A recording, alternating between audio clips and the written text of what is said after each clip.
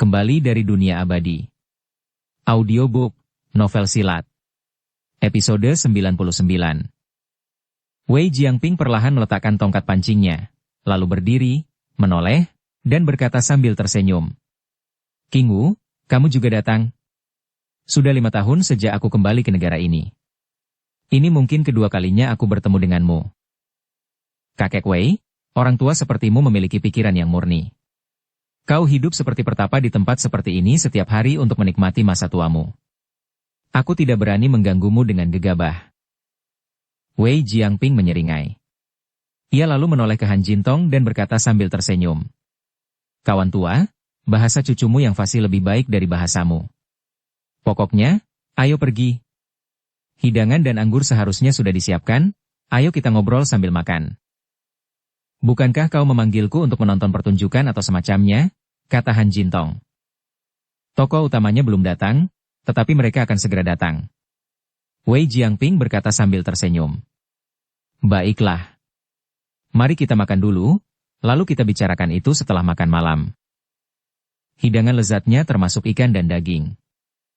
Tinggal di tempat ini bersama Wei Jiangping adalah menantu perempuan dan cucunya.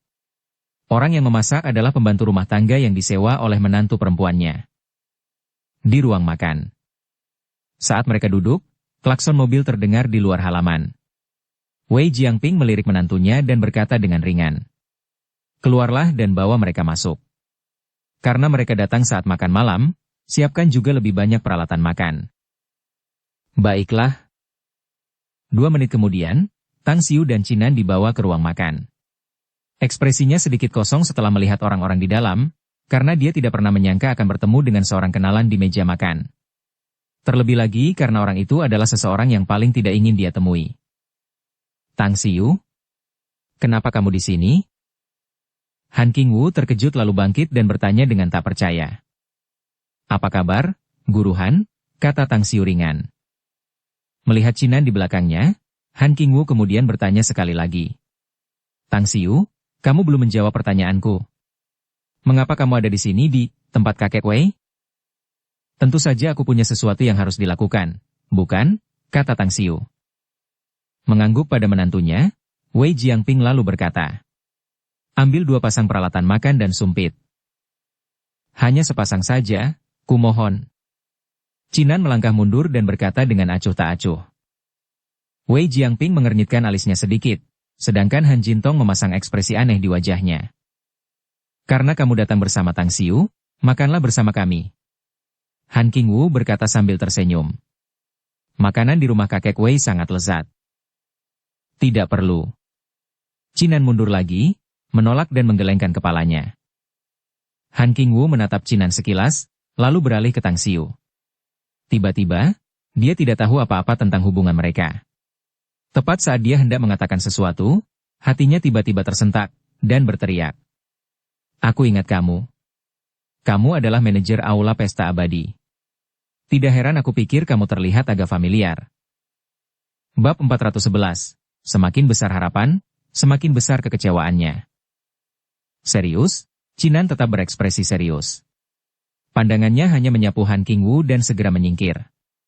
Tang Xiu sendiri tidak ingin berbicara dengan Han Qingwu, jadi dia menatap Wei Jiangping, menangkupkan tinjunya dan berkata. Apakah kamu pemilik Buried Diamond saat ini, Wei Jiangping? Alis Wei Jiangping berkerut lebih dalam. Dia meletakkan sumpit di tangannya dan berkata dengan ringan. Anak muda, mungkinkah kamu tidak tahu sesuatu yang disebut etiket? Jika kamu Wei Jiangping, aku rasa aku tidak perlu menghormatimu. Tang Xiu berkata dengan enteng.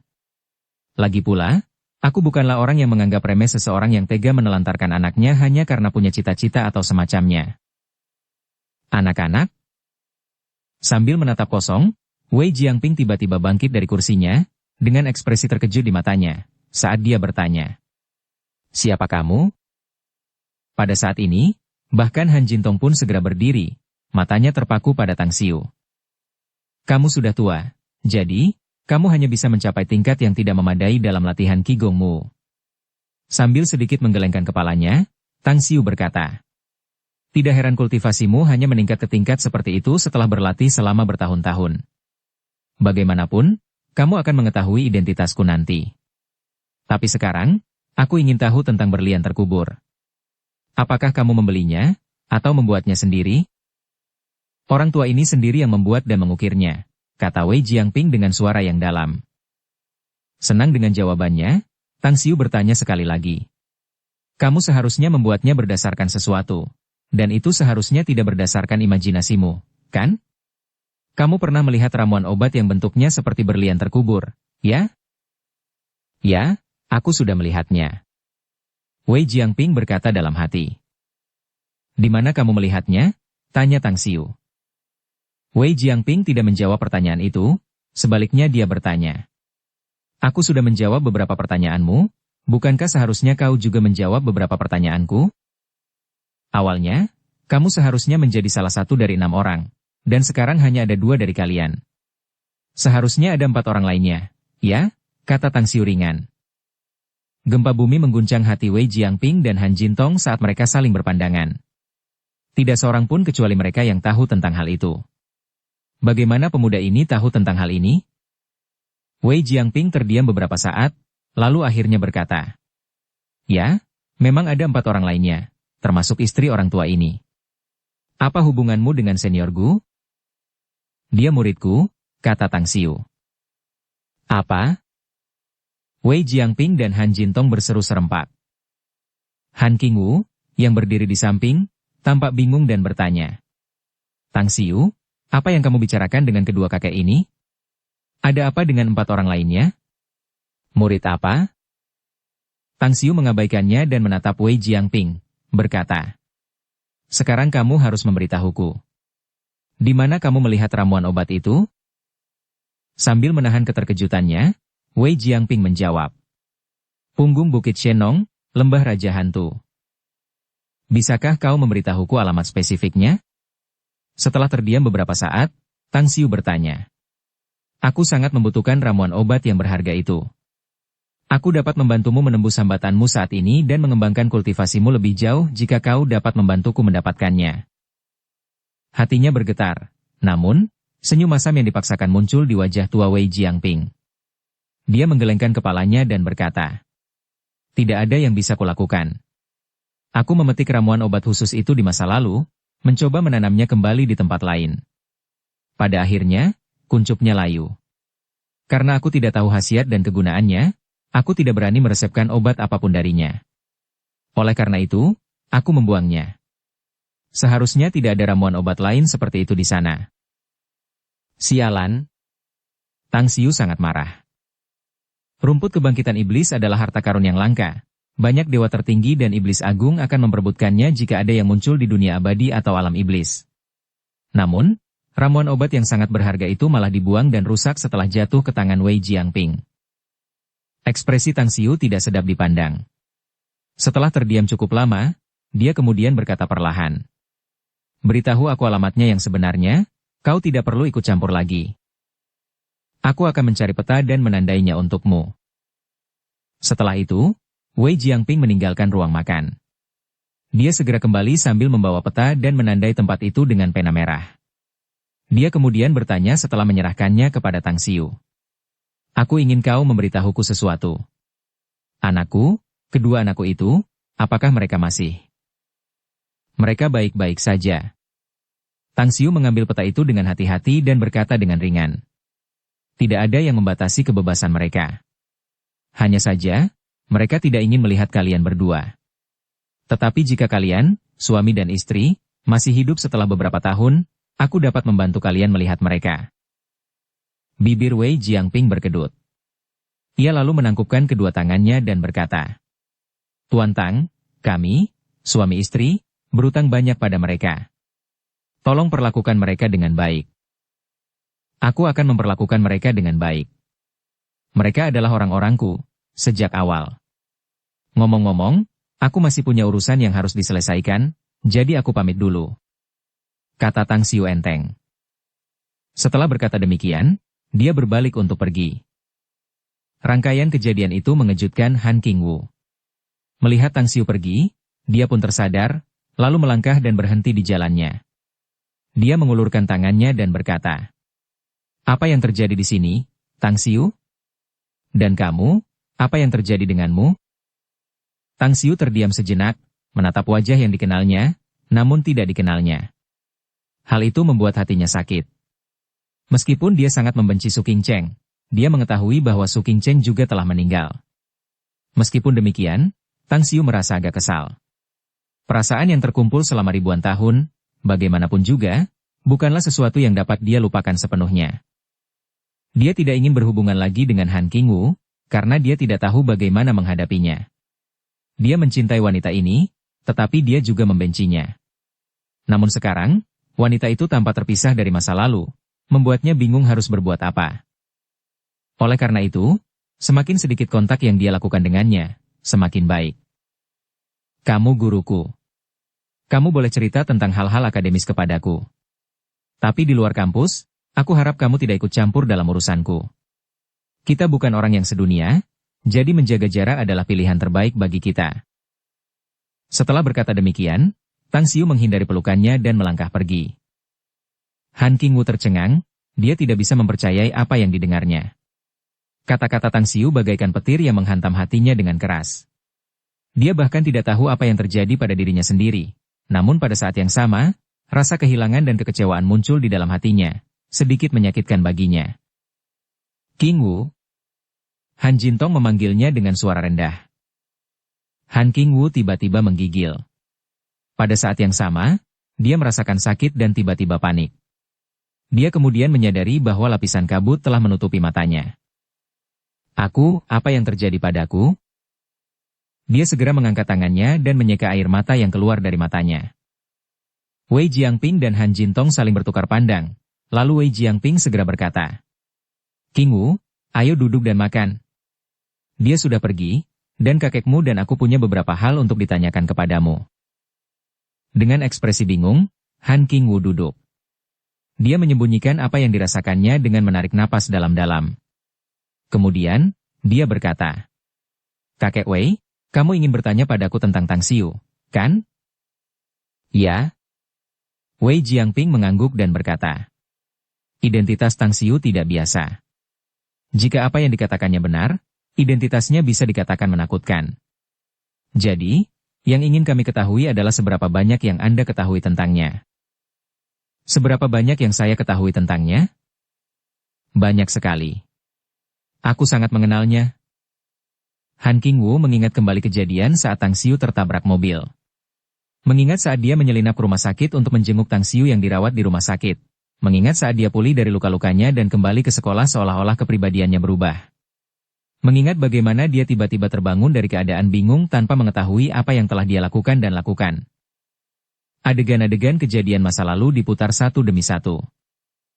Han Qingwu dapat merasakan bahwa saat ini, posisi Tang Xiu di hatinya mungkin ditempatkan di tempat pertama. Ada apa denganku? Mungkinkah aku jatuh cinta padanya? Tidak mungkin.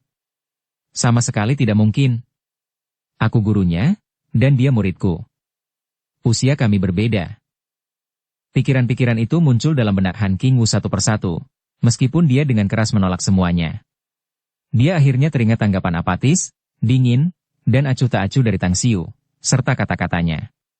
Dia benar-benar kesal dan bingung, merasa sangat tertekan. Qingwu. Melihat Han Qingwu linglung, Wei Jiangping dengan cepat berteriak. Han Qingwu mendongak, lalu menatap Wei Jiangping. Tiba-tiba dia berdiri dan berkata, Kakek Wei, tiba-tiba aku teringat bahwa aku masih punya beberapa hal yang harus kulakukan.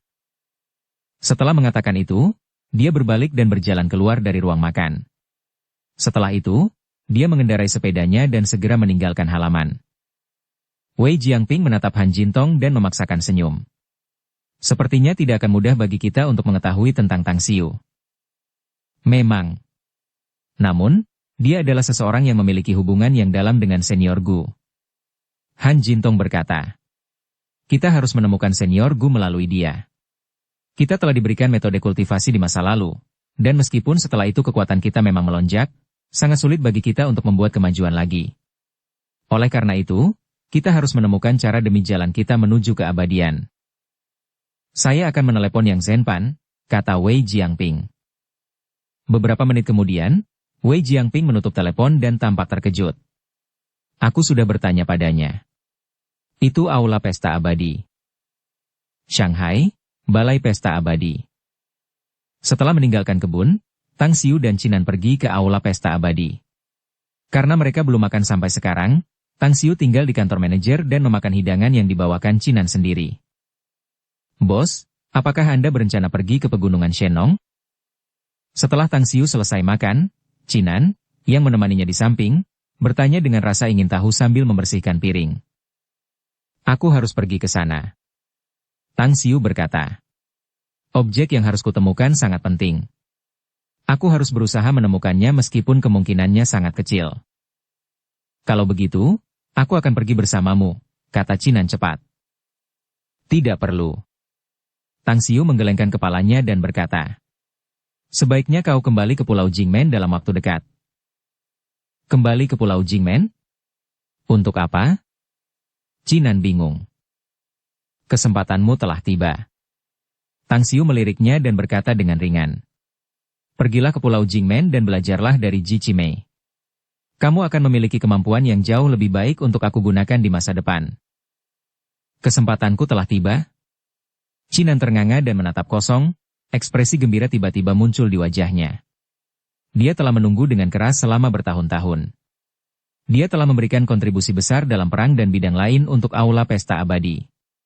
Dan sekarang, kesempatan yang telah dia tunggu dan impikan akhirnya datang. Dia hampir melompat kegirangan. Terima kasih, bos. Cinan berlutut di hadapan Tang Xiu, memberi hormat dengan penuh rasa terima kasih. Dia tahu bahwa kesempatan ini pasti karena Tang Xiu. Karena, bagaimanapun juga, anggota inti aula pesta abadi mulai menerima metode kultivasi tepat setelah Tang Xiu muncul. Bab 412, Taksi Tanpa Izin. Tidak perlu berterima kasih padaku. Ini hadiahmu. Tang Xiu berkata dengan ringan. Kamu telah melakukan banyak hal untuk aula pesta abadi selama beberapa tahun terakhir, jadi inilah saatnya memberimu kesempatan ini. Aku harap kamu dapat berkultivasi dengan baik di masa depan. Memperoleh kesempatan ini hanyalah permulaan. Mengenai ketinggian yang dapat kamu capai dalam kultivasimu nanti, itu akan tergantung pada usahamu, serta berkorelasi dengan seberapa banyak kamu membayarnya kembali ke aula pesta abadi. Atas dasar apa ini berhubungan, bos? Tanya Cinan penasaran. Ini sangat terkait. Saya telah membuat keputusan bahwa setiap anggota inti aula pesta abadi tidak dapat memperoleh sumber daya kultivasi kecuali mereka memberikan kontribusi yang signifikan kepada aula pesta abadi. Jika tidak, para anggota harus bekerja keras dan mengerahkan segenap kemampuan mereka dalam kultivasi. Mengenai kecepatan kultivasi, mereka yang tidak memperoleh sumber daya kultivasi jelas akan memiliki kecepatan kultivasi yang lebih lambat daripada mereka yang memperolehnya. Lebih jauh lagi, siapapun yang dapat memperoleh banyak sumber daya dan menyerahkannya kepada aula pesta abadi juga akan memperoleh sumber daya kultivasi. Misalnya, Cinan bertanya dengan cepat. Contohnya, kamu mendapatkan banyak ramuan obat, mineral, tulang, atau bahan berharga lainnya dari binatang buas.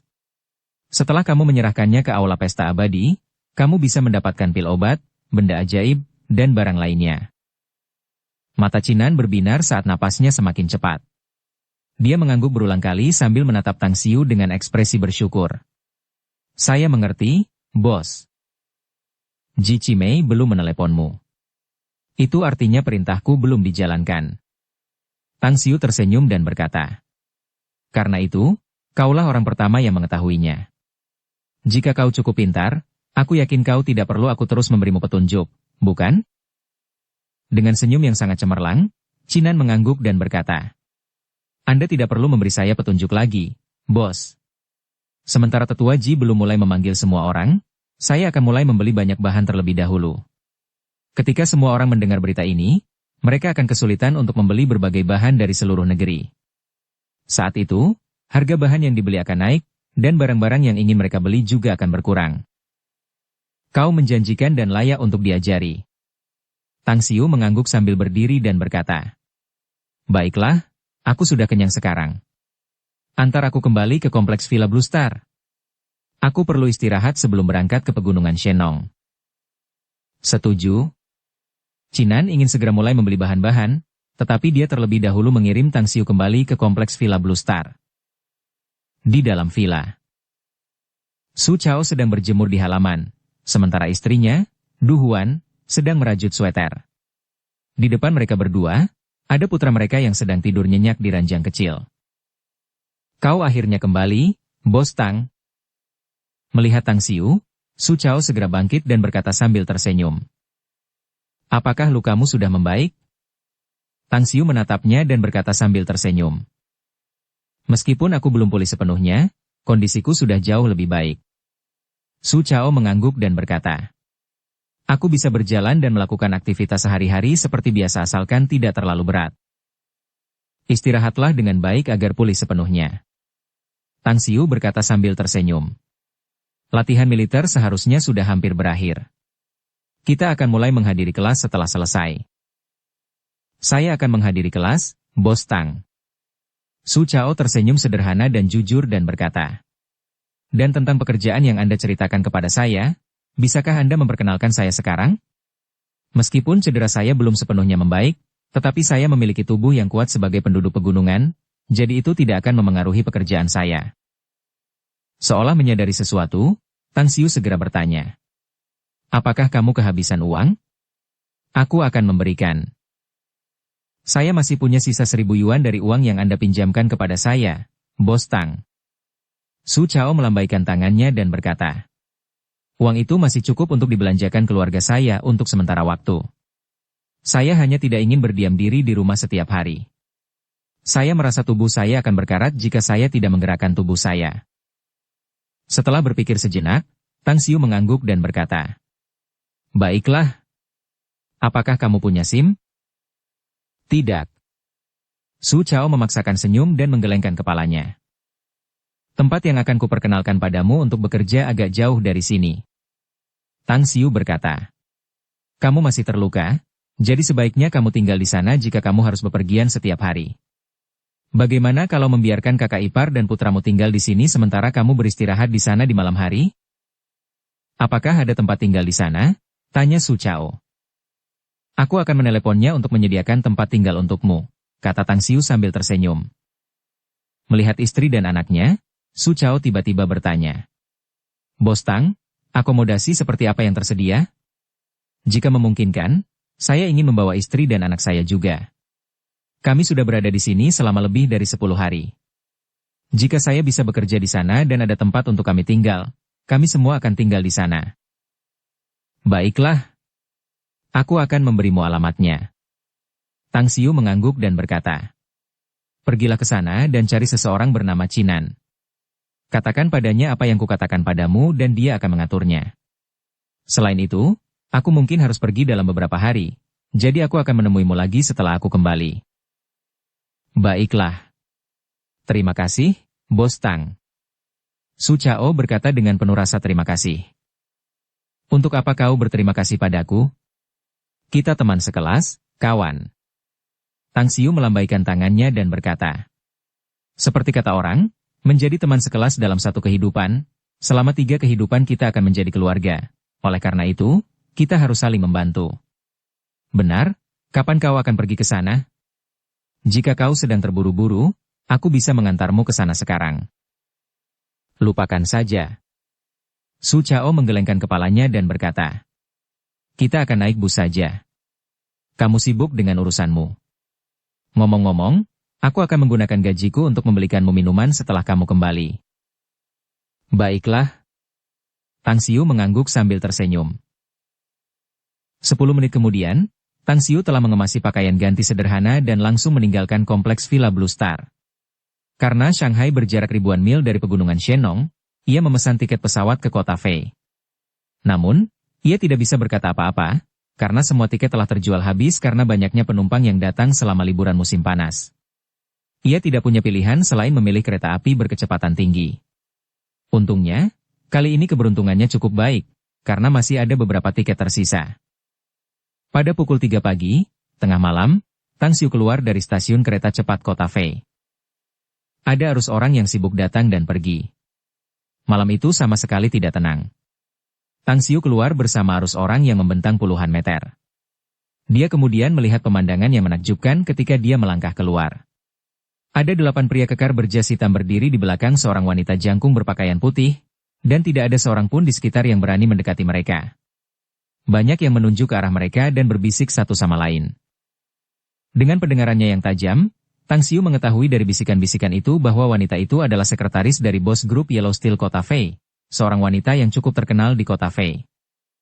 Tang Xiu tidak tinggal lama di sini. Orang-orang itu tidak memiliki hubungan sedikit pun dengannya. Dia telah memeriksa peta sebelum datang ke sini, dan dia tahu rute perjalanan mana yang harus diambilnya. Dia tahu bahwa sebelum pergi ke pegunungan Shenong dari Kota Fei, dia harus berkendara ke Kabupaten Ziming di dekat pegunungan Shenong. Setelah itu, dia bisa pergi ke lembah Raja Hantu di pegunungan Shenong dari Kabupaten Ziming. Kakak, mau ikut?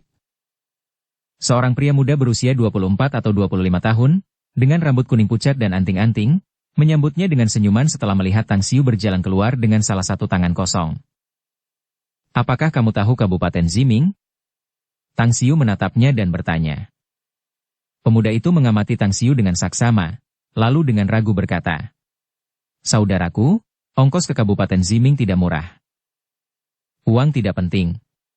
Tapi aku harus bergegas ke sana, kata Tang Xiu. 450 yuan. Berikan aku 450 yuan dan aku akan mengantarmu ke sana, kata pemuda itu. Baiklah. Di mana mobilmu? Kata Tang Xiu. Pemuda itu tanpa sadar menelusuri pinggangnya sebelum menunjuk ke suatu tempat di dekatnya. Tepat di sana, ikut aku. Pemuda itu membawa Tang Xiu ke sebuah Mazda hitam dan mengulurkan tangannya untuk membuka pintu, sambil berkata, Saudaraku, jalan menuju Kabupaten Ziming cukup kasar. Bahkan jika kita pergi ke sana dengan kecepatan tinggi, akan memakan waktu lebih dari 2 jam untuk sampai di sana. Duduk di kursi depan, Tang Xiu mengangguk dan berkata, Tidak apa-apa. Berkendara pelan-pelan saja dan perhatikan keselamatan. Oke. Pemuda itu menjawab dan duduk di kursi pengemudi, menyalakan mesin mobil, dan segera pergi. Namun, pemuda itu tampaknya adalah tipe orang yang optimis. Setelah melirik Tang Xiu, dia membuka percakapan sambil mengemudi. Saudaraku, namaku Chang Hao. Siapa namamu? Nama keluargaku Tang. Kak Tang, dari aksenmu, kamu pasti bukan penduduk lokal, kan? Kamu kesini untuk liburan atau mengunjungi sanak saudara? Saya sedang berlibur, kata Tang Xiu. Banyak sekali wisatawan yang datang ke resor kami untuk berlibur. Banyak dari mereka yang datang untuk mengunjungi pegunungan Shenong pada waktu-waktu seperti ini. Chang Hao mengangguk dan berkata, Tapi kamu datang ke sini sendirian dan tanpa membawa barang bawaan sama sekali. Ini pertama kalinya aku melihat hal seperti ini. Senang sekali bisa bermain di luar sendirian, jawab Tang Xiu dengan tenang. Itu sangat wajar dan tidak terkendali, saudara Tang. Sedikit rasa iri muncul di wajah Chang Hao saat dia berkata, Saya sendiri berpikir untuk bepergian kemana-mana sendirian. Tapi, saya dipaksa oleh kehidupan dan hanya bisa bekerja dari pagi hingga sore. Sayang sekali, jika saya tidak berusaha sekuat tenaga untuk menghasilkan uang, saya tidak akan punya uang untuk membeli susu formula untuk anak saya. Kamu sopir taksi tanpa izin, kan? Kenapa kamu tidak mendapatkan izin usaha? Kata Tang Xiu. Saat ini, mengurus izin usaha butuh waktu yang cukup lama, termasuk biaya yang sangat besar. Chang Hao memaksakan senyum kecut dan berkata, Lagi pula, harga taksi sangat mahal, dan jumlahnya juga puluhan ribu. Meskipun saya mengemudikan taksi tanpa izin, saya bisa mendapatkan uang yang bersih. Paling buruk, saya hanya akan ditangkap dan harus mendekam di balik jeruji besi untuk beberapa waktu. Tang Xiu mengangguk sebagai jawaban dan tidak ingin mengobrol lagi. Aku mau tidur, panggil aku kalau ada apa-apa. Baiklah, jawab Chang Hao. Waktu berlalu. Tak lama setelah Tang Xiu tertidur, Ray mendadak langsung membangunkannya. Dia mengulurkan tangannya ke dashboard di depan sebagai refleks, karena sabuk pengaman juga menahan tubuhnya. Apa yang terjadi? Gerutu Tang Xiu. Dengan wajah pucat, Chang Hao menoleh ke arah Tang Xiu dan memaksakan senyum. Sepertinya aku menabrak sesuatu. Alis Tang Xiu terangkat. Setelah keluar, dia mendapati mobilnya telah melaju ke daerah pinggiran kota yang kosong. Jalannya kasar dan ada parit di kedua sisi. Jauh di sana ada hamparan ladang yang tak terbatas. Dia membuat ekspresi aneh saat melihat benda di depan mobil, karena sesuatu yang ditabrak mobil itu sebenarnya adalah babi hutan. Saat ini, babi hutan itu tergeletak 7 hingga 8 meter jauhnya di tanah, dan ada genangan darah di sekitarnya. Nasibmu agak buruk, bukan begitu? Kata Tang Xiu sambil tersenyum. Ekspresi Chang Hao agak tidak sedap dipandang. Bagian depan mobil hancur dan lampu depan kiri hancur total. Mungkin butuh ribuan yuan untuk memperbaikinya. Tang Xiu kemudian berjalan ke arah babi hutan itu. Ia lalu mengambilnya dan berkata sambil tersenyum. Bagaimanapun, babi hutan itu belum mati, tetapi ia juga tidak bisa hidup lebih lama lagi. Yang mengejutkanku, tempat ini benar-benar memiliki babi hutan, dan babi hutan itu belum mati meskipun tertabrak mobil. Nasibnya agak sial. Anda? Chang Hao terkejut karena dia dapat melihat dengan jelas Tang Xiu sedang memungut babi hutan itu di bawah lampu depan mobilnya. Dukung channel Novel Silat dengan subscribe, follow, like, komen dan share. Bab 413, Seorang Kenalan Lama. Chang Hao pernah melihat seseorang dengan kekuatan yang begitu besar. Ia pernah memiliki seorang teman yang dapat mengangkat seekor singa tembaga seberat 200 hingga 300 kg di atas kepalanya. Dia pikir temannya cukup kuat untuk bisa melakukan hal itu. Namun, pada saat ini, melihat Tang Xiu mengangkat babi hutan yang beratnya paling sedikit 100 hingga 150 kg dan tidak tampak mengerahkan tenaga sama sekali, dia terkejut dan tidak dapat mengucapkan sepatah kata pun. Tang Xiu menggendong babi hutan itu dan kembali ke mobil. Melihat wajah Chang Hao yang terkejut, dia berkata sambil tersenyum pucat. Aku cukup kuat, jadi ini cukup mudah bagiku. Ngomong-ngomong, apakah kamu ingin membawa babi hutan ini? Jika kamu mau, aku akan memasukkannya ke dalam mobil. Jika kamu tidak mau, aku akan membuangnya ke pinggir jalan. Sambil menelan ludahnya, Chang Hao segera mengangguk dan berkata, aku menginginkannya. Babi hutan ini sangat besar, aku bisa menjualnya untuk mendapatkan uang. Meskipun tidak cukup untuk memperbaiki mobil, setidaknya aku bisa mengurangi sedikit kerugian. Tang Xiu mengangguk dan memasukkan babi hutan itu ke kursi belakang, karena bagasinya tidak cukup untuk menampungnya. Setelah itu, ia naik ke mobil dan melanjutkan perjalanan. 10 menit kemudian, 6 mobil SUV hitam datang dari belakang dan membunyikan klakson. Setelah ragu sejenak, Chang Hao memberi mereka izin. Kemudian, keenam mobil itu lewat dengan cepat dari samping. Saat ini, Tang Xiu tidak tidur. Dia penasaran dengan 6 SUV hitam yang baru saja lewat. Dia langsung melepaskan indera spiritualnya. Dia tidak menyangka akan melihat wanita berpakaian putih dan yang lainnya yang sebelumnya menunggu di pintu masuk stasiun kereta. Dan di sampingnya duduk seorang kenalan lamanya. Bagaimana mungkin itu dia? Ekspresi aneh muncul di wajah Tang Xiu, dan dia tiba-tiba berkata, percepat dan menyusul ke 6 mobil itu. Mengapa kita harus menyusul mereka? Chang Hao bingung. Kejar saja mereka seperti yang kukatakan. Aku akan memberimu 1 tiket besar jika kau bisa menyusul mereka. Semangat Chang Hao bangkit saat ia langsung menginjak gas. Mobil itu langsung melaju kencang dan, dalam beberapa menit, jarak antara mobil dan SUV itu hanya belasan meter. Lebih jauh lagi, ia terus membunyikan klakson di bawah perintah Tang Xiu. Di depan, Li Laoshan, yang sedang tidur di SUV hitam ketiga, perlahan membuka matanya dan sedikit mengernyitkan alisnya. Dia melirik ke belakang dan bertanya. Apa yang terjadi? Itu mobil yang baru saja kita lewati. Ji Xian berkata. Mereka sekarang mengejar kita dan terus membunyikan klakson. Apakah kalian ingin kita berhenti dan memberi mereka pelajaran? Lupakan saja, teruslah melaju kencang. Li Laoshan menggelengkan kepalanya dan berkata. Beberapa menit kemudian, Li Laoshan akhirnya menjadi tidak sabar dan berkata dengan suara berat. Berhenti dan parkirlah. Lihatlah mereka. Baiklah. Ji Xian menjawab dan segera memerintahkan mereka untuk berhenti.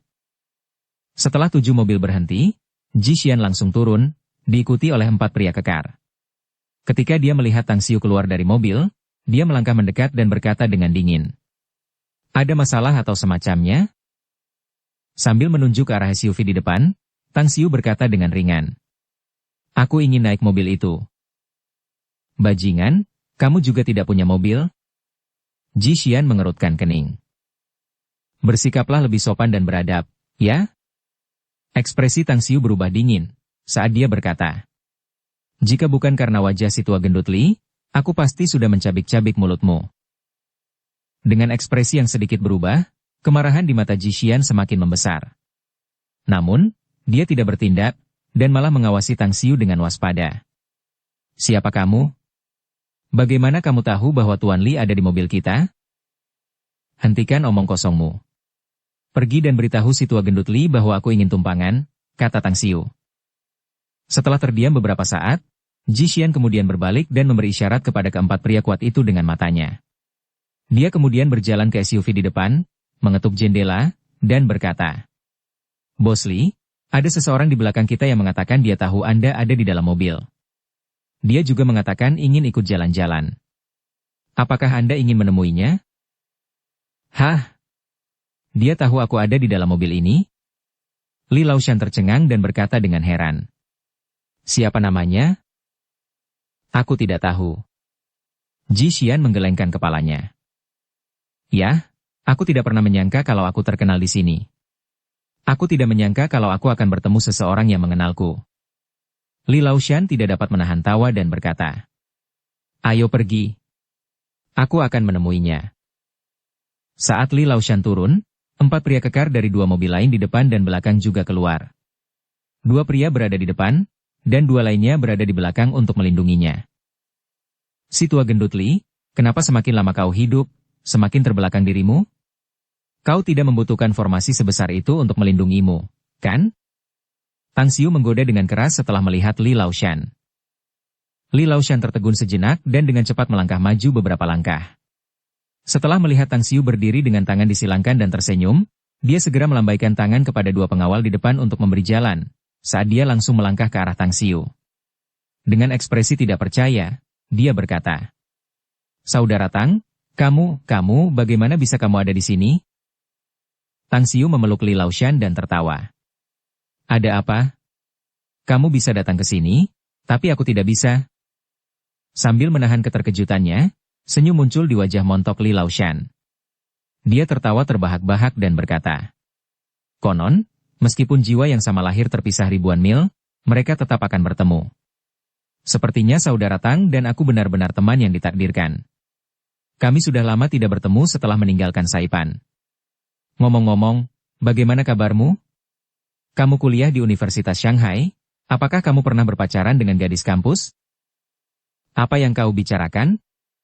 Tang Xiu tidak dapat menahan tawa dan berkata, "Aku seorang pemuda yang suci, bagaimana mungkin aku pergi ke universitas untuk mengejar beberapa cewek? Bagaimanapun, aku agak terkejut. Kenapa kau ada di sini?" "Ya, ini untuk urusan bisnis." Li Laoshan menyeringai. "Kau keberatan jika aku ikut denganmu?" kata Tang Xiu sambil tersenyum. "Ada masalah apa?" Li Laoshan menjawab dengan gembira. "Aku senang kamu ikut denganku. Ngomong-ngomong, biar ku perkenalkan dia padamu. Ini Ji Xian, sekretaris bos Yellow Steel Group." Sambil melirik Ji Xian, Tang Xiu berkata dengan ringan, "Ya, aku merasakan sedikit sikap angkuh darinya. Agak sombong." Ji Xian tidak menyangka bahwa Li Laoshan benar-benar mengenal Tang Xiu, dan bahwa keduanya tampaknya sangat dekat. Setelah ragu-ragu, dia kemudian sedikit mencondongkan tubuh ke depan dan berkata, "Tuan Tang, saya minta maaf atas sikap saya tadi. Saya tidak tahu bahwa Anda adalah teman Bos Li." Apa yang terjadi sebelumnya?" Li Laoshan terkejut. "Tidak apa-apa," kata Tang Xiu. "Pokoknya, si gendut Li, tunggu aku sebentar, aku akan segera kembali." Setelah mengatakan itu, dia kembali ke jendela pengemudi taksi tanpa izin itu. Dia mengambil 1.000 yuan dari dompetnya, menyerahkannya kepada Chang Hao, lalu berkata sambil tersenyum, "Baiklah, kamu bisa mengantarku ke sini. Aku akan ikut dengan mereka." "Kakak Tang, kamu hebat sekali. Aku tidak menyangka kamu bertemu dengan bos besar seperti ini di sini." Chang Hao yang baru saja mendengar percakapan antara Tang Xiu dan Li Laoshan mengacungkan jempolnya dan memuji setelah menerima uang. "Baiklah, aku akan kembali kalau begitu. Jika kamu butuh mobil setelah kembali, telepon saja aku." tarifnya akan sama seperti yang kita bicarakan sebelumnya. Tang Xiu mengambil kartu nama Chang Hao.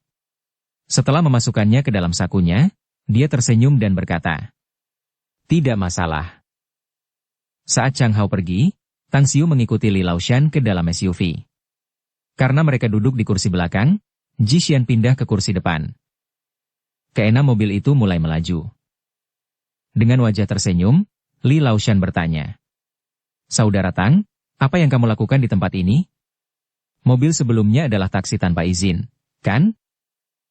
"Ya, itu taksi tanpa izin." Tang Xiu berkata sambil tersenyum. "Aku ada urusan di kedalaman pegunungan Shenong, jadi aku bergegas ke sini malam ini." "Ada yang ingin kau lakukan di kedalaman pegunungan Shenong?" Li Laoshan terkejut dan berkata, "Ada apa?" "Di sana tidak aman, ada banyak binatang buas dan rawa beracun di mana-mana." "Saya sedang mencari beberapa tanaman obat," kata Tang Xiu sambil tersenyum. Li Laoshan tahu bahwa Tang Xiu adalah seniman bela diri yang kuat, jadi dia mengangguk dan berkata, "Ramuan obat apa yang kamu cari, Saudara Tang? Perlu bantuanku?" "Aku masih punya banyak waktu setelah menyelesaikan pembicaraan bisnis dengan bos grup Yellow Steel, jadi aku bisa menemanimu ke pegunungan Shenong." "Tidak perlu." Tang Xiu menggelengkan kepalanya dan tersenyum. "Ramuan obat yang aku cari sangat istimewa, agak sulit ditemukan." Di kursi depan, Ji Xian mendecakkan bibirnya. Dia tidak menyukai Tang Xiu karena kesombongannya. "Saudara Tang, kau meremehkan kakakmu ini." Li Laoshan berkata dengan tidak puas.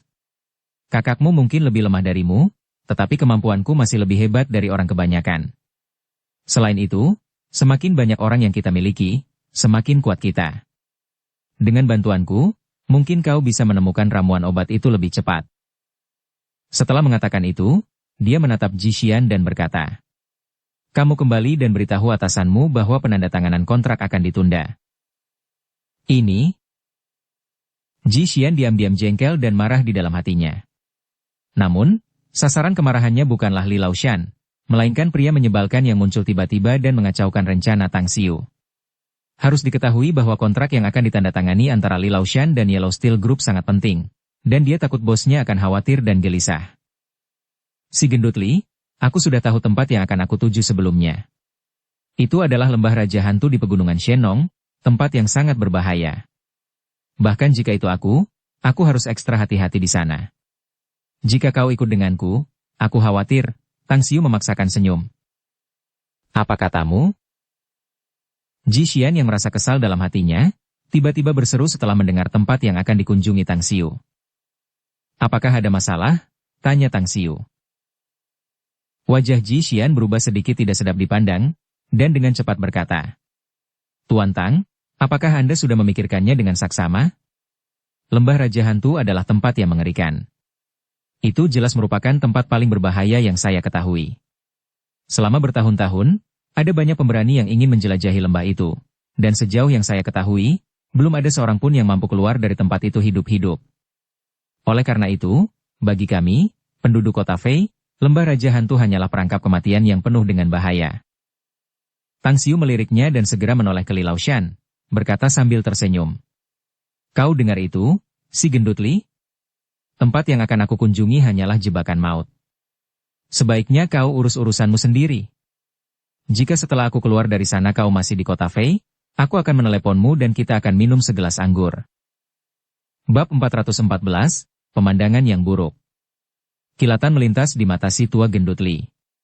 Sambil menggelengkan kepala, dia berkata sambil tersenyum, "Saudara Tang, awalnya saya tidak tertarik kemana Anda akan pergi, tetapi rasa ingin tahu saya muncul setelah mendengar ini. Baiklah, saya akan membawa 4 pengawal dan memasuki pegunungan Shenong bersama Anda, lalu kita pergi menjelajahi lembah Raja Hantu." "Ini?"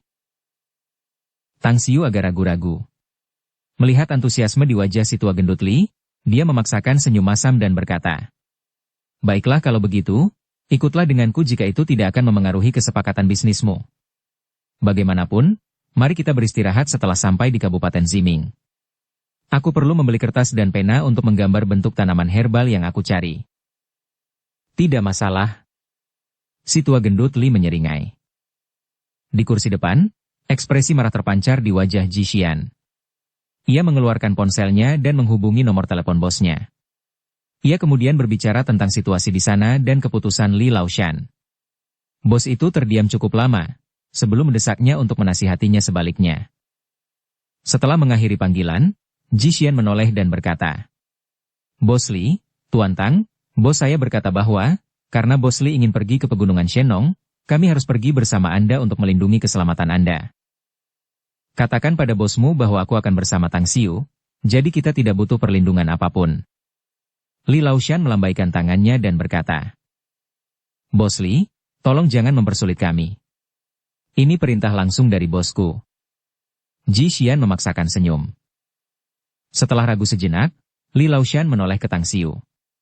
Kali ini dia ingin mengikuti Tang Xiu berpetualang dan menjelajahi hutan kuno di kedalaman pegunungan.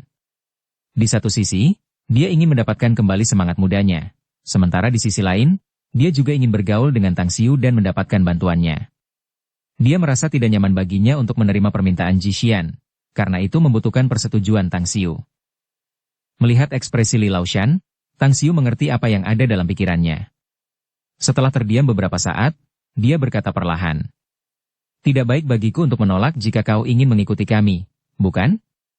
Bagaimanapun, aku harus memberitahumu sebelum kita memasuki pegunungan Shenong. Jika terjadi kecelakaan dan kau kehilangan orang-orangmu, aku tidak akan bertanggung jawab." "Aku tahu." Ji Xian menjawab dengan ekspresi dingin. Nada bicaranya juga agak kaku dan belak-belakan. "Tentu saja, jika orang-orangmu dapat membantuku menemukan ramuan obat itu, aku akan memberikan 10 juta yuan sebagai hadiah kepada orang yang menemukannya." Tang Xiu berkata sekali lagi. "Sedangkan untuk yang lainnya, mereka juga akan diberi hadiah 1 juta yuan atas kerja keras mereka. Tentu saja, aku tidak akan memberimu sepeser pun jika kita tidak dapat menemukannya." Alis Ji Xian terangkat, dan ekspresi terkejut melintas di matanya.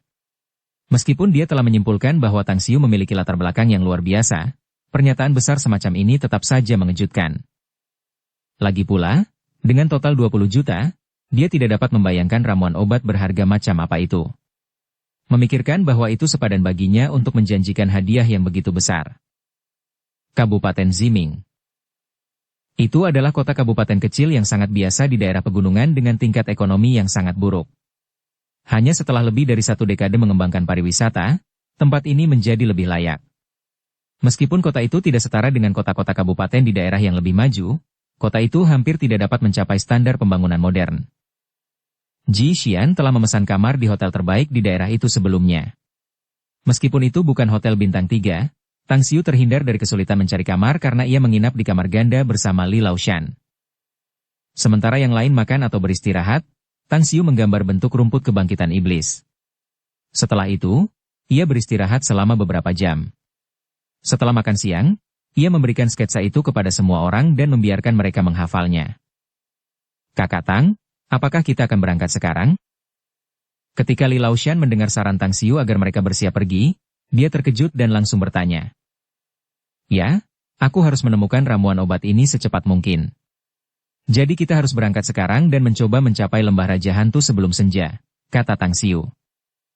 Dengan tatapan dingin, Ji Xian melirik Tang Xiu dan berkata dengan ringan. "Tuan Tang, kurasa Anda tidak tahu situasi di pegunungan Shenong. Kita mungkin tidak akan bisa tiba di Ghost King Valley sebelum malam tiba bahkan jika kita berangkat pagi-pagi sekali, apalagi sekarang. Aku mungkin belum pernah ke sana, tetapi aku pernah mengirim beberapa orang untuk menyelidiki pegunungan Shenong dan Ghost King Valley. Kita perlu menempuh perjalanan puluhan kilometer dari kota kabupaten ke utara dan mendaki beberapa bukit. Setelah menyeberangi 2 sungai besar, barulah kita bisa tiba di Ghost King Valley." "Baiklah, kalau begitu mari kita lakukan semampu kita," kata Tang Xiu. Beberapa menit kemudian, rombongan itu meninggalkan hotel dan segera berangkat menuju ke arah pegunungan Shenong dengan 6 mobil. Ketika mereka tiba di kaki gunung yang mengelilingi pegunungan Shenong, Ji Xian memerintahkan beberapa orang untuk membawa mobil itu pergi, sementara dia memimpin 4 pengawal dan mengikuti Tang Xiu dan yang lainnya mendaki. Awalnya, semua orang sangat santai, bahkan 4 pengawal yang dipimpin oleh Ji Xian, yang membawa barang bawaan, masih bisa mengimbangi kecepatan semua orang. Namun, setelah melewati 2 gunung, mereka agak terengah-engah dan kecepatan mereka berkurang drastis. Segera setelah itu, 4 pengawal Li tua gendut yang mengambil alih barang bawaan akhirnya tidak dapat menahannya setelah berjalan melewati gunung lain. Saudara Tang, bagaimana kalau kita istirahat? Kita sudah berjalan selama 4 jam, celana ketatku mulai bergetar. Wajah si tua gendut Li penuh keringat, saat dia memaksakan senyum masam dan berkata ketika dia melihat wajah Tang Xiu yang tidak tampak merah atau kehabisan napas. Baiklah. Mari kita istirahat selama setengah jam. Tang Xiu mengangguk. Yang membuatnya terkejut adalah Ji Xian hanya sedikit berkeringat di dahinya dan bahkan tidak tampak lelah. Sedangkan si tua gendut Li dan 8 pengawalnya berkeringat deras dan tampak lelah. Setelah setengah jam beristirahat, semua orang mulai berjalan lagi. Demi tidak menunda waktu, Tang Xiu mengambil 4 ransel dari pengawal. Adegan ini membuat 8 pengawal membelalakan mata karena terkejut. Bahkan Ji Xian pun tercengang. Mereka tahu bahwa masing-masing dari keempat ransel besar itu beratnya puluhan kilogram. Jika ditotal, beratnya lebih dari 90 kilogram. Kekuatan dan kualitas fisik Tang Xiu membuat semua orang kagum. Malam pun tiba. Semua orang berhenti di lereng gunung kelima. Mereka menemukan tempat dengan medan yang datar, sehingga semua orang memutuskan untuk tinggal di sana untuk berkemah, bersiap untuk bermalam. Kalian semua tunggu di sini. Aku akan mencari beberapa hewan buruan dan kita akan mengadakan pesta barbeque malam ini. Tang Xiu berkata dengan santai sambil melihat kerumunan yang terengah-engah di tanah. Dia kemudian dengan cepat menyelinap ke hutan terdekat. Li Laoshan mengangkat tangannya dan hendak menghentikan Tang Xiu. Namun, kecepatan Tang Xiu terlalu cepat dan dia tidak bisa menghentikannya. Dia melihat sosok Tang Xiu menghilang ke dalam hutan, dan ekspresi tak berdaya muncul di wajahnya yang montok. Bos Li, siapa sebenarnya dia? Pada saat ini, Ji Xian penuh dengan rasa ingin tahu terhadap Tang Xiu. Itu karena, di sepanjang jalan, perjalanan mereka tidak terlalu mulus. Pada beberapa kesempatan, mereka bertemu dengan beberapa binatang buas, dan Tang Xiu lah yang datang ke depan untuk mengusir mereka. Dia bahkan mengulurkan tangan kepada beberapa orang yang sangat lelah. Dia, Li Laoshan menyeringai dan berkata, dia seseorang dengan bakat luar biasa. Bahkan aku sendiri tidak dapat sepenuhnya memahami adik laki-lakiku ini. Sekretaris Ji, jangan meremehkannya. Aku telah melihat orang-orang yang meremehkannya dan berakhir sengsara. Setelah ragu sejenak, Ji Xian lalu berkata dengan suara pelan. Dia memang sangat kuat. Tidak disangka dia bisa dengan mudah melintasi gunung ini. Dia seharusnya seorang seniman bela diri, ya? Tapi, dia terlalu gila. Gila? Li Laoshan tertawa terbahak-bahak. Saudara Tang rendah hati dan memiliki karakter yang baik. Kamu pikir dia gila karena dia tidak enak dipandang? Ya, dia agak menyebalkan dan melelahkan, kata Ji Xian. Baiklah, lupakan saja. Aku tidak akan mengatakan apa-apa lagi tentang dia. Li Laoshan berkata sambil tersenyum. Kalau begitu, kau akan tahu seperti apa dia setelah kau akrab dengannya. Bagaimanapun, aku tetap harus menasihatimu untuk tidak memprovokasi dia. Jangankan dirimu sendiri, bahkan jika itu bosmu, dia mungkin akan menderita kerugian besar. Tapi Bos Li, Anda belum menjawab saya. Apa latar belakangnya? Ji Xian bertanya dengan cepat. Ia punya banyak identitas. Namun, saya tidak akan memberitahu Anda detailnya. Li Laoshan berkata sambil tersenyum. Singkatnya, ingat saja kata-kata saya, jangan memprovokasi dia. Jangan cari masalah untuk diri Anda sendiri dan Yellow Steel Group. Kalau tidak, saya tidak akan bekerja sama dengan Anda lagi jika ia bertindak melawan Anda. Saya mengerti. Ji Xian mengangguk, namun rasa penasaran di dalam hatinya terhadap identitas Tang Xiu tumbuh. Baiklah, setelah mendirikan tenda, biarkan semua orang beristirahat. Li Laoshan berkata sambil tersenyum. Ngomong-ngomong, suruh beberapa orang untuk mengambil kayu bakar untuk memanggang. Kilatan penghinaan terlihat di mata Ji Xian saat dia berkata, Bos Li, jangan bercanda denganku. Dia memang mengatakan akan mendapatkan beberapa hewan buruan liar atau semacamnya. Tetapi apakah kamu menganggapnya serius? Gunung berhutan ini sangat gelap. Meskipun kamu tidak bisa melihat apapun, ingin berburu hewan buruan itu agak.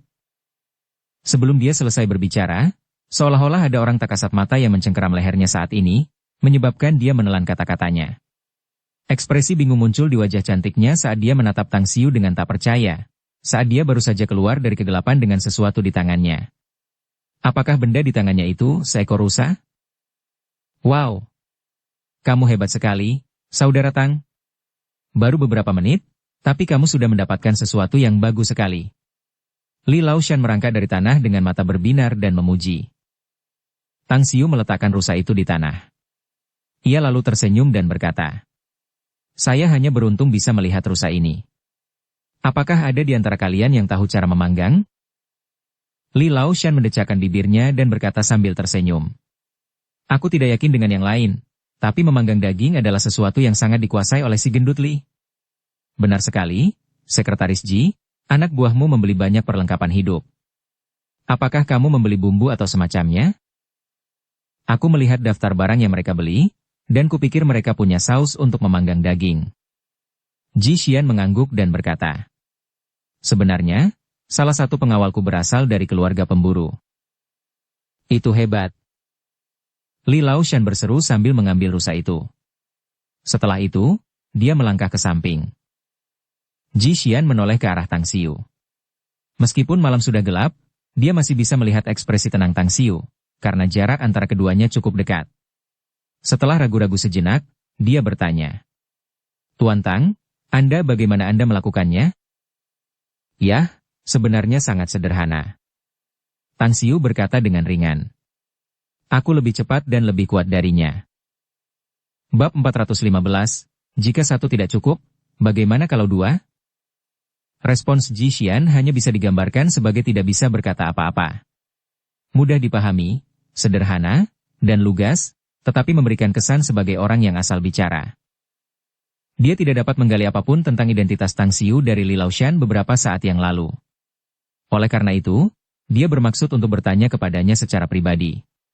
Setelah mengatur kata-kata yang ingin dia katakan, dia kemudian berkata, "Tuan Tang, kita dapat dianggap sebagai teman karena kita memasuki pegunungan Shenong bersama-sama, tetapi saya tidak tahu apa-apa tentang Anda. Bisakah Anda memperkenalkan diri?" Seolah bisa melihat isi pikirannya, Tang Xiu tersenyum tipis dan berkata, "Apakah kamu ingin mencari tahu tentang identitas dan latar belakangku? Bukankah Old si gendut Li sudah memberitahumu?" "Dia tidak memberitahuku apapun." Ji Xian menggelengkan kepalanya. "Sebenarnya, kamu tidak perlu tahu apapun tentangku." Tang Xiu tersenyum tipis dan berkata, "Itu karena kita bertemu secara kebetulan, dan dengan demikian menjadi sahabat. Kalau boleh jujur, kita tidak akan bertemu lagi di masa depan setelah meninggalkan pegunungan Shenong. Jadi, tidak penting bagimu untuk tahu siapa aku." "Anda?" Ji Xian tampak geram, namun ia menahan amarahnya. Tang Xiu adalah pemandangan yang tidak mengenakan baginya, dan sekarang, setelah mendengar kata-katanya, kesannya terhadapnya semakin buruk. Oleh karena itu, ia tidak ingin memperhatikannya lagi. Ia menoleh ke pengawalnya, membantunya mendirikan tenda. Angin sejuk pegunungan bertiup. Tang Xiu memejamkan mata dan mulai berkultivasi dengan tenang. Udara di dalam hutan kuno di kedalaman gunung sangat segar dan mengandung ki spiritual yang melimpah. Kekuatan bintang di dalam tubuhnya melonjak melalui meridiannya, meningkatkan persepsinya. Saat angin membawa aroma barbeque, telinga Tang Xiu bergerak sedikit dan matanya tiba-tiba terbuka. "Semuanya, hati-hati. Ada sesuatu yang mendekati kita." Tang Xiu berteriak dan tubuhnya melayang ke atas, memegang belati, pemakan darah, di tangannya. Matanya waspada, terus-menerus mengamati area di sekitarnya. Dia langsung melepaskan indera spiritualnya, meliputi area sekitar sejauh 200 hingga 300 meter. Mendengarnya, 8 orang yang sedang mengemasi tenda dan pengawal lainnya yang sedang beristirahat langsung melompat dan melihat sekeliling, meningkatkan kewaspadaan mereka untuk berjaga-jaga terhadap semua kemungkinan bahaya. Bahkan ekspresi Ji Xian sedikit berubah. Li Laoshan mengangkat kepalanya dan berkata, "Saudara Tang, aku akan menyerahkan komando atas keselamatan kita kepadamu. Aku bertanggung jawab untuk memanggang daging. Dengan demikian, kita dapat menikmati barbeque yang lezat saat keadaan aman." Tang Xiu tersenyum kecut saat mendengarnya. Li Laoshan ini benar-benar punya nyali besar. Seiring berjalannya waktu, lolongan samar-samar mulai terdengar. Selanjutnya, suara-suara itu semakin jelas. Hati-hati, itu sekawanan serigala. Ekspresi seorang pengawal setengah baya sedikit berubah saat dia tiba-tiba mengingatkan yang lain. Tang Xiu menatapnya dengan sedikit heran. Dia tidak menyangka pendengaran pria ini begitu sensitif. Beberapa menit kemudian, Tang Xiu diam-diam memaksakan senyum, karena beberapa serigala liar muncul dalam jangkauan indera spiritualnya. Setelah serigala-serigala itu muncul dalam jangkauan indera spiritualnya, mereka mengamati ke segala arah dan melolong memanggil kawanan lainnya. Setelah beberapa tarikan napas, puluhan serigala liar dengan cepat mendekat. Dalam beberapa menit ini, Tang Xiu menemukan bahwa pengawal setengah baya yang baru saja memberitahu semua orang mengambil 4 atau 5 akar seukuran lengan bayi dan cabang sepanjang 3 meter dari sekitarnya. Dia kemudian dengan cekatan mengikat kayu bakar kering ke salah satu cabang. Apakah kamu sedang membuat obor? Tang Xiu mendatangi pengawal setengah baya itu dan bertanya. Bersambung ke episode 100. Dukung kami dengan subscribe, follow, like, komen dan share. Terima kasih.